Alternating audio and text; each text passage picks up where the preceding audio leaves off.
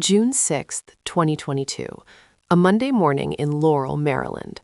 The 8200 block of Northlake Court is usually quiet, a residential pocket where the sounds of the Baltimore-Washington corridor feel miles away. But for the family of 15-year-old Jessica Agbenu Abba, that morning was the start of a silence that has lasted nearly 3 years. It's a silence that isn't just about a missing teenager, Alex. It's a silence from the media, from the public record, and, until recently, from the investigation itself. Jessica was 15 when she vanished. She had brown ginger dreadlocks, a nose ring, and was last seen wearing a tan blouse and blue jeans. And yet, if you search the major news archives for her name, you'll find almost nothing. That's what brought us here. As investigative journalists, we look for the stories that fall through the cracks. In Jessica's case, it wasn't just a crack, it was a chasm. Aside from a single sentence in a Washington Post column about the systemic neglect of missing Black girls, her name has been largely absent from the headlines. But the community didn't forget. And in the last 4 months, the cold trail has suddenly, unexpectedly, started to warm up. We've been digging into the public records from Prince George's County, and there are some jarring discrepancies in the initial timeline. The official alert was issued on June 6th, but friends and family actually reported her missing 2 days earlier, on Saturday, June 4th. Those 48 hours are a black hole in the documentation. And that brings us to the recent leads. In late 2024, a series of documented witness statements emerged from an unexpected source, a digital community canvas. We've verified that several individuals in the Laurel area have come forward with a consistent sighting that wasn't in the original 2022 files.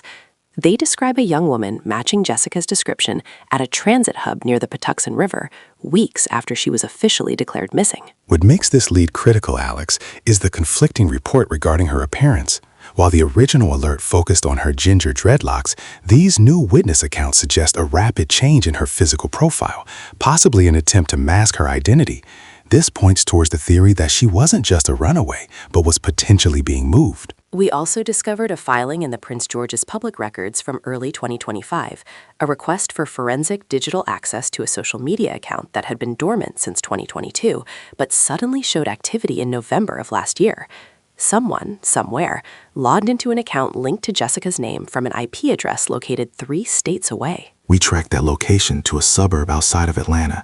When we cross-referenced that with the Black and Missing Foundation data, we found a cluster of similar cases, young women from the DMV area who vanish and resurface in the South. The question is, why wasn't this activity flagged by the public earlier? The answer might lie in how we prioritize which names are worth the airtime. Jessica's family has been vocal about the lack of resources. They pointed out that while other cases in Maryland receive massive search parties and nightly news segments, Jessica's file sat in a cabinet until these recent digital pings forced a second look. There's a nuance here that we can't ignore. In our investigation, we spoke to a former community advocate who claims that there were conflicting reports from the 8200 block of Northlake Court on the day she disappeared. Some neighbors reported seeing a silver sedan that didn't belong in the neighborhood, while others insisted the street was empty.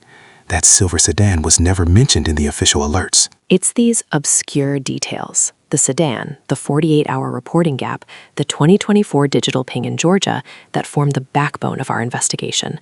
We aren't looking for a closed case. We're looking for the truth that the public record tried to omit. Jessica Agbenu Abba would be 18 years old now.